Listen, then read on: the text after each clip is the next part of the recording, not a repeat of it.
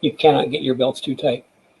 And the ones that hook into the factory slots, they don't hook into the retractor. They hook into the permanent one. So you can't get your belts too tight. Remember, put your seat back, get them as tight as you can, and move your seat up and make them even tighter. You just cannot get your belts too tight. Loose belts are a disaster. I mean, if anything, if you have any kind of impact and your belts are loose, I mean, it'll be worse. I mean, it'll be a lot worse for you. So yeah, Ben, it's pretty much what I said, and there you go. You got it from the expert. You cannot get your belts too tight. If I tell you what, if they're too loose, you can crack and break something. I can tell you that, because you're going to have a big boom against something. But if they're tight, nothing's going to happen.